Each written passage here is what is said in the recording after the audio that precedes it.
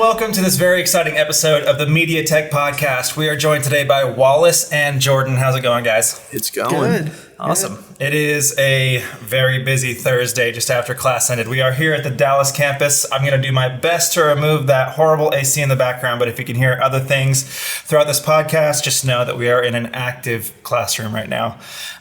So today we are going to talk about the 24-hour video race that these two guys just did with some other students at the school, and we'll get into that.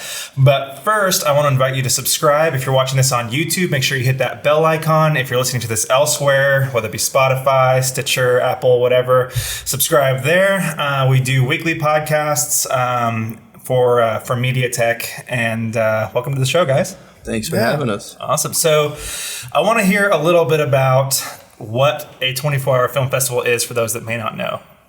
So I guess I'll take that. Yeah, a 24-hour video race is a race to make a video within 24 hours. So with some parameters. It starts at midnight on Friday and it ends at midnight on Saturday when you have to turn in the video. And they give you some parameters, and these vary for every film race, different cities. But for us, they gave us two props, a setting, a location, a line of dialogue, and a theme. Yeah. A theme. So that's what we got. Yeah, and our theme was empathy. Empathy. So Jordan and Wallace are current MediaTech students. By the way, what semester are y'all in? Third out of, what is it now? Is it 5? It's, yes, 4. We're doing the associates program. Yeah, so yes. Cool. We have to take a bunch of other classes, like English, psychology, stuff like that. And at what stage, like, what are y'all learning about now? Right now in our film classes, we're taking a VFX class, a music video class, which is a lot of fun. We're taking a documentary class where both of us are creating our own separate documentaries, and that's been a lot of fun. And then we have a generic audio-visual class where we're just, brushing up on our skills. Cool. Yeah. So, I mean, at this point in your sort of MediaTech career, you're pretty well prepared for a 24-hour film race, I guess, right? Yeah. We did it at the coming into our third semester. So we got a week break, and we were like, in this week, we're going to go find one and do one. Yeah, we did it the weekend right before the third semester started. Holy crap. Yeah, so that must have been a fun Monday coming back to school. Oh, yeah. It was also cool because of that. We got to have some fourth semester students that had just graduated, and they're leaving now, so they're not going to be able to do all this stuff and utilize all this stuff as much anymore. So they were able to, one last hurrah. That's really cool. Yeah. So was it just you two and then some of those students, or did anybody else help out? No, everybody helped out that was there. Cameron, Nate, Nick, all of them, all those guys, Salvador, they all did great. They, Jace, who's a semester below us, he even came out, and he provided a lot to the story and acted in our film. He was our main character. Cool. Who did the audio? Not our main character, but I don't remember his name right now. Well, the guy who did our audio, basically, it was the night of, we all met up here, we're getting ready, we're about to head out, and we're walking up, and we see this guy, and he's like, what y'all doing? And we're like, well, we're about to do a 24-hour race. And he's like, I'm part of the audio program. Y'all need some help? We're like, yes. So, oh my gosh. We actually ADR'd the entire thing, which was a little of a... Yeah. In 24 hours. Yeah. But yeah, we were in there, running lines and doing dialogue. He was in Pro Tools doing it all, and it was awesome. So for those that may not know, what is ADR? ADR, Audio Dialogue Replacement? I think that's right. Yeah, okay, I hope that's right.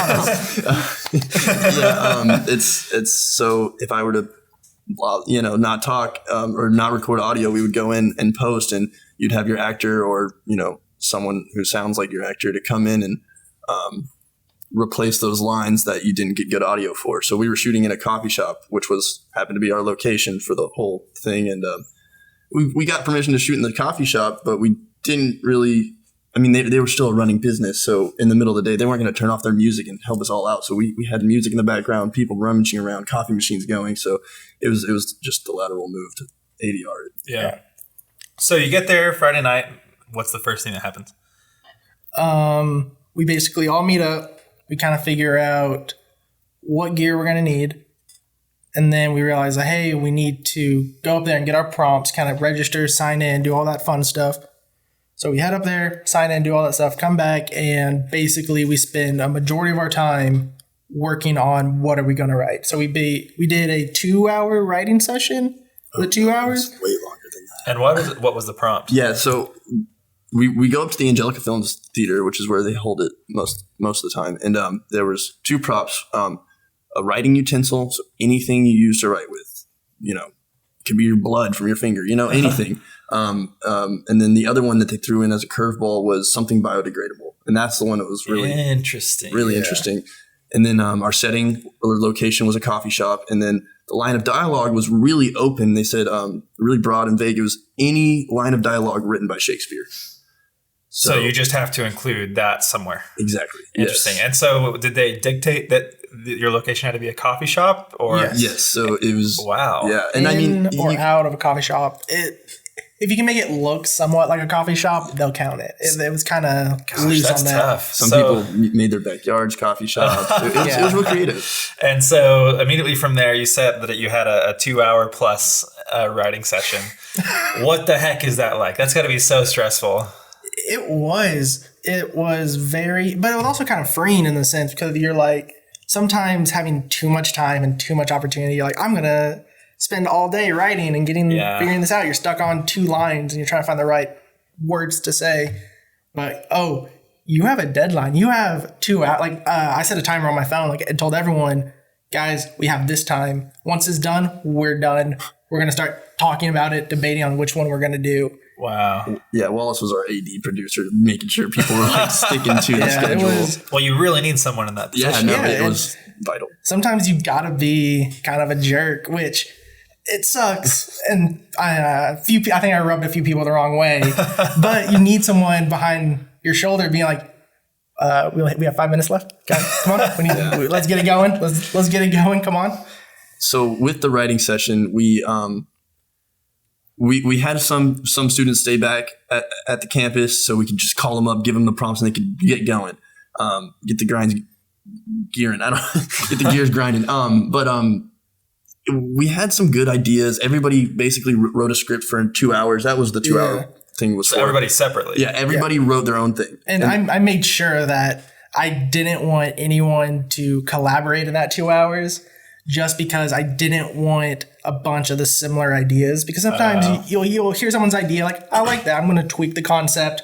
I'm going to take that set. Like, I wanted something wholly original from each person, which is what we got, which I think kind of, when we decided what we're going to do, kind of hindered us because everyone had such a different idea. It was so unique and so interesting.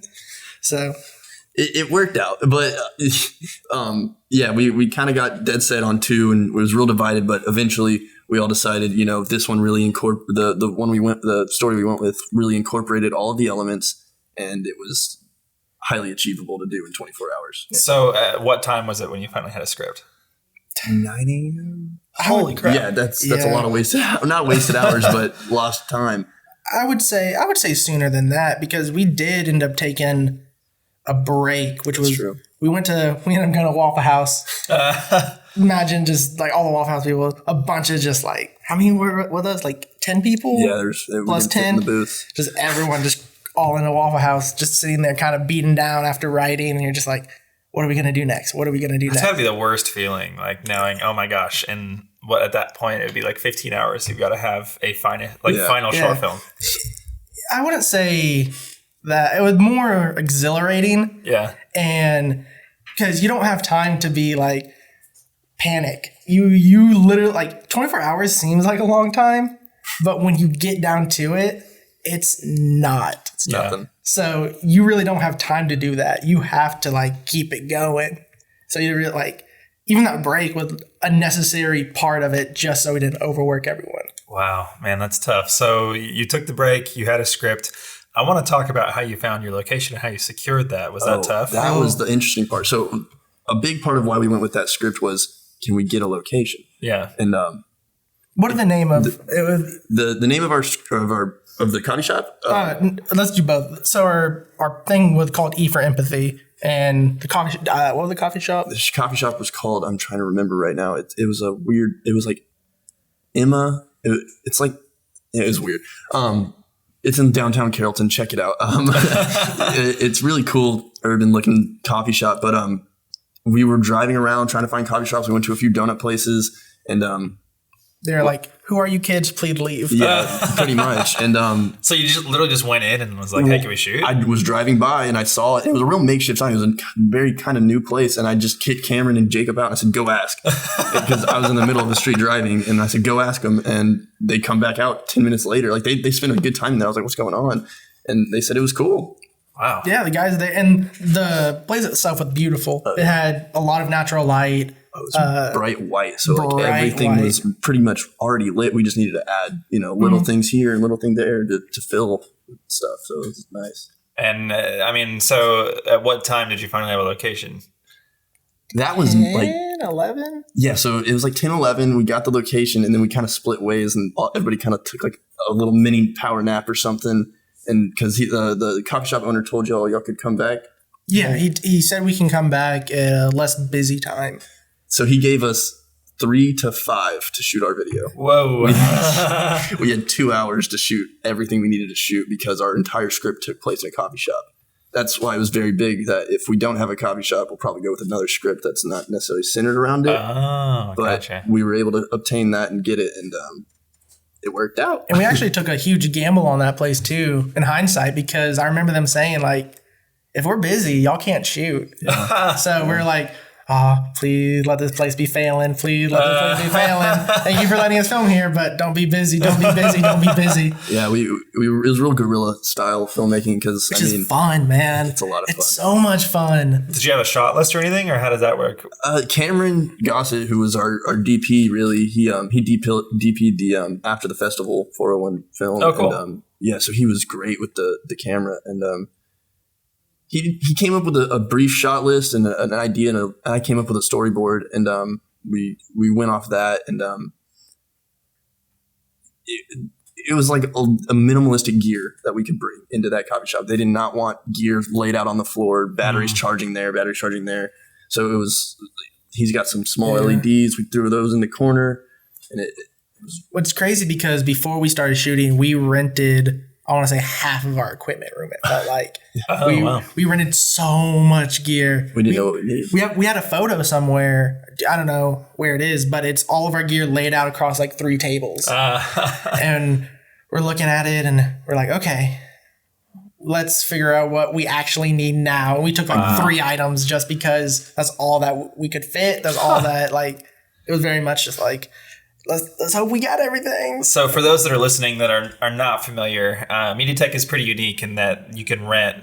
I said like rent is in big quotes. You could rent a lot of film gear that they have here for the students, and you could check it out and go do your own thing with it, even if it's a paid project. They encourage that so that you can kind of work on the side through your time at school. So what did y'all shoot on? Canon 5D Mark III. Gotcha. Before we go into that, I just want to give a huge thanks to Nagaris. I think you did a podcast with him. Yeah, a few. He's an awesome audio instructor. Check out the link in the description for a podcast we just did with him. We weren't allowed to be up here without the school's open from 9 a.m. to 2 a.m. To 2 a.m. Yeah, so we couldn't be here from 2 a.m. to 9 a.m. without someone here leaving the doors unlocked for us. And he was our guy. Wow. And he was here with us the entire time. He actually helped us decide on which script to go with. He was a fantastic help, a huge trooper, and I love that appreciate guy. that so much. I'm convinced he doesn't sleep. Like that's the honestly though. I wouldn't doubt it. So so cool. So y'all took your gear in, very limited. What did you said? You just used some small LED panels for like additional lighting? Or? I purchased the music video I worked on with this guy over here. I purchased 2 really cheap tube LED lights that can change color temp, a bunch of stuff. So cool. Super great. They're fantastic lights. Kind of iffy sometimes on the battery, but that's what you get when you buy cheap lights. But they're long cylinders. They're long cylinders. Maybe a little longer than a foot. Yeah, you can screw them into a light stand. Oh, that's cool. You just fit them in anywhere, little nooks and crannies, and it's awesome. Do you know what the actual model is, or? They're Chinese. They're some Chinese, like Japanese brand that you can download an app to control it, but the app is entirely in Japanese. So when I downloaded it, I'm like, what did this one do? Starts flashing. Like, stop, please. So anybody that might be interested in that, check the description. If Wallace gets me a link to those, we'll include it there. So you shot with just those lights, I guess a tripod and 5D, and that's about it, or what? Yeah. Well, I brought my gimbal up here. We got one nice establishing shot walking into the building. What gimbal do you have? The Ronin S. Yeah, we got that one sitting right over there. Yeah, just like that one. But yeah, we used that for one shot. The lenses we used for that Ronin shot, I think we threw an 80. I don't remember what we threw on there for the Ronin shot because I just remember we needed a camera that could keep a good focal length or broad focal length. And then everything inside the coffee shop was on a 50 mil, and it just looked so beautiful. And the way Cameron shot it, and I was kind of lighting it a bit. And yeah, he was a fantastic DP. After like going back and looking at some of the footage, it was shot beautifully. Yeah. Man, so how long was the shoot? Well, yeah, we okay. I think I got my times wrong. I said 3 to 5 earlier. I think it was noon to 3 because I remember waking up at noon and going, "Oh crap, we're supposed to be there." But yeah, it was noon to 3, so we literally had 3 hours, and I think we pushed it to like 3:32 because I was outside getting those last few establishing shots. I actually made a very stupid mistake because after we signed up for the contest, like a week before, I got an email from someone I've done work with before, and he was like, "Hey, I really need your help filming something. I'll pay you a bunch of money. Just come by, help for a few hours." And the times were noon to 3. Yeah. on the Saturday. On the day we were shooting, and I was like, I really like money. Yeah. So after helping set up everything and helping with the writing process and kind of making sure everyone was ready for the actual shoot. Pre-production is what we call that. I then left, did a job. Oh, man. Exhausted. Still awake. I think I took maybe a 5-minute nap, but even then I kept on waking up like, guys. While he was driving there, he took a 5-minute nap. But like, even before that, I tried to take a nap here, and I was like, 5 minutes. Like 5 minutes I'd be into it. I'd wake up like, guys, we need to go buy this. Guys, we need to go do this. Guys, we need to go do this. And Jordan was like, go to sleep. He just kept coming in. I got ideas. Let's do this. Or how can we make it better?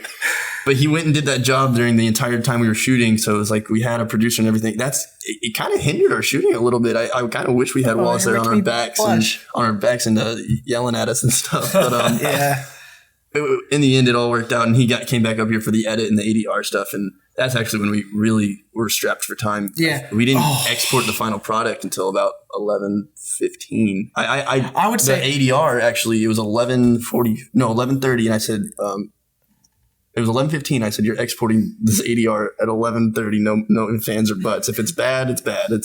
We have to turn it in. We turned in the project at like 11:52 or something. Yeah. Which Angelica was it? The on Mockingbird, Angelica. Okay, so the Dallas one, not the Legacy one. Yeah. So that's not a super close drive for those. Well, that's the thing is they changed it up this year. In the past, it's always been, you see people running up with USB sticks trying to turn it into the last second, tripping, and now they're kind of worried for people driving, exhausted and stuff. So they just say upload it via internet. Oh, so you didn't actually have to go do it in person? Mm-hmm. Yeah, just email it to them. It's nice. A Dropbox, I think. Okay, cool. So that gives you an extra 30 minutes. Yeah, exactly. But with that, it gave us a lot more. Like, it has to be in this file format. It has to be at this resolution. It has to be at this. It had to be 720. 720? Yeah. It's like, that's weird. Because we were originally going to shoot on the Ursa. Screw that in 24 hours. Yeah, we were going to do that. And compress it all the way down. And then we realized, because this is actually my first 24-hour race. I've never done anything like this before. And I was just like, let's do one. And so I was going into it like, 24 hours, we'll be done way before then. Let me get another YouTube video or whatever. Yeah. And so I was like, let's shoot on the Ursa. Let's make it look pretty. Let's make it look beautiful. Let's do all this stuff. And then we're like, oh, wait. Nah. So you actually shot in 1080, right? So that must have made editing we could, a little bit quicker. Zoom in and stuff and crop what we needed. Boom in the shot.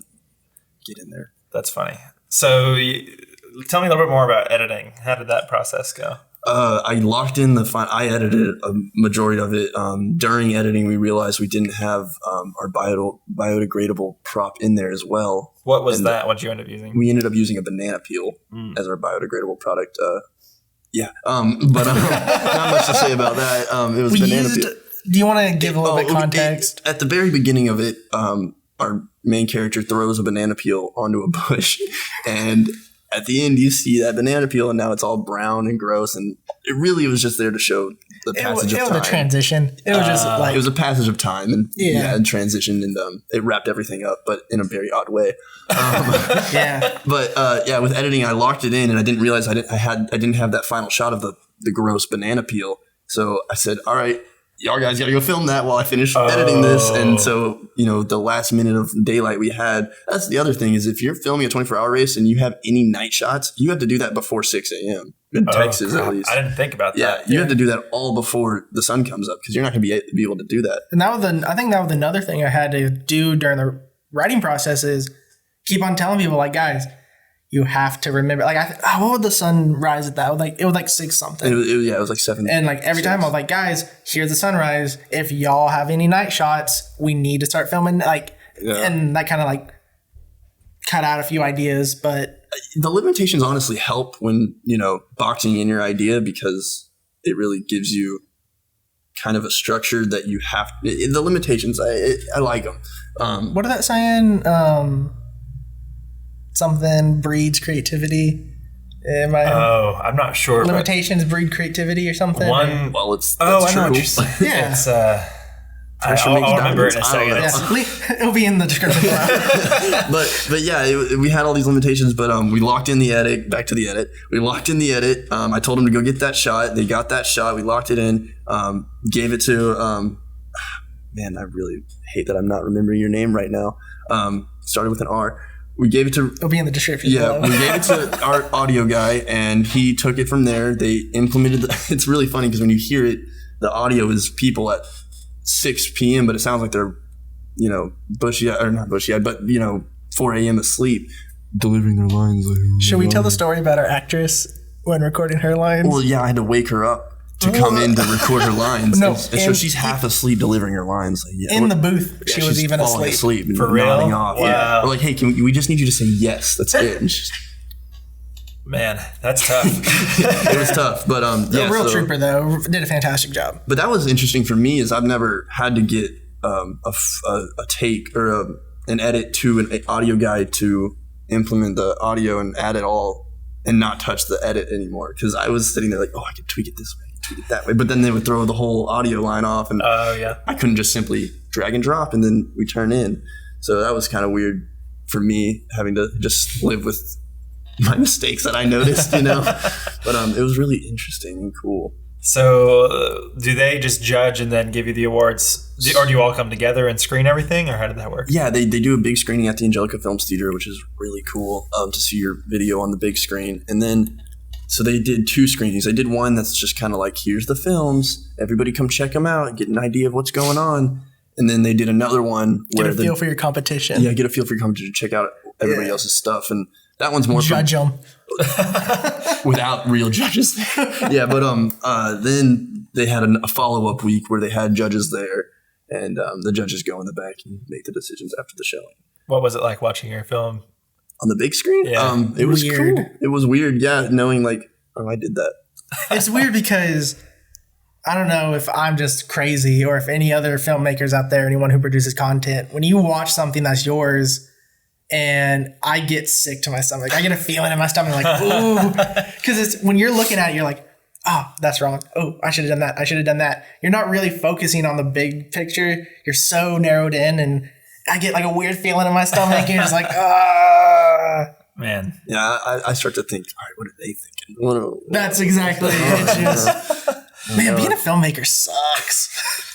But it was really cool to see it. And I mean, the competition was awesome. There was some really good stuff. And then there was some awesome stuff where it was just a guy and his daughter that were making a film. Oh, that was a really sweet one. I like really? that. Yeah, and that was part of the family category. We were in the college division. The Animal House is what they called it. And but it was still really cool to see all those different people come together just to do, and the different ideas that spawned from those limitations. It's really Yeah, it was. Really neat.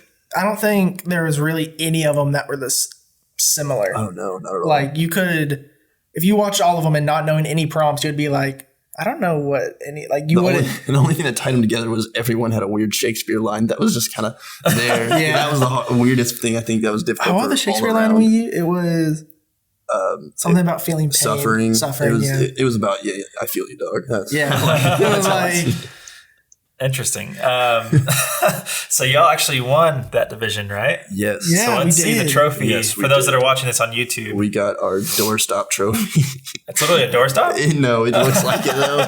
It is. It's cool though. I mean, it's a trophy. It's really neat. That's Yeah, so cool. That it must have been says, fun to. I feel like Indiana Jones trying to. Yeah, it says 24-hour video race 2019. Show it to the camera. That must have felt pretty good. I mean, how long ago after the initial screening did y'all realize you won? Right as we realized. A week later. Oh, So yeah, it was a week, yeah, it was about a week. Yeah. and that must have been Between exciting. the two showings. Yeah. That must have been really exciting. Yeah, it was a lot of great other like in all the categories. Mm-hmm. Everyone did a fantastic job, and it was really fun to see. It was really weird to see a lot of like high schoolers and stuff like that in there too, and to see some of the stuff they were able to do. A weird aspect to it is, sometimes you have these projects where you work on them and you pre-pro for a few days and then you shoot it one day and then you come back to it a few days later to edit it and then or not. And then with this, it's like you did it all in 24 hours and then you watch it on the big screen. And you're like, wow, that felt like weeks. It felt because you're awake during all of it. And, Like if you like Trying to be. filmmaking, I'm stealing this quote from Quarter Digital. I don't know if anyone. Well, they talk about 24-hour races and 48-hour races. How it's like you're basically injecting pure film in your veins. How it's just a concentrated. You're like, go. That's so it's, cool. yeah. That's a really good way to put it. It's intense though. Well, awesome. Well, thank you guys so much for joining the podcast, talking about that. That sounds like a really cool experience. I've never actually done one. I've done similar things, but never a film race and stuff. Something Highly on my bucket list for recommended. sure. I do want to encourage anybody listening to this that might be interested in film to check out MediaTech Institute. There are campuses in Dallas and Houston. They're always doing really fun things like these guys, but it gives you a really awesome technical education that will jumpstart your career in digital film. They also offer audio production, mobile app development. What are some of the others? Soon Visual acting and effects. They makeup. just started acting. Oh, Yeah. makeup will be cool. Makeup will be really cool, and visual effects. Yeah. So yeah, definitely check it out. They do free tours, and thank you guys so much for joining the podcast. Yeah. Yeah. Sweet. And subscribe. See you I guys. feel like I need a catchphrase or something. Like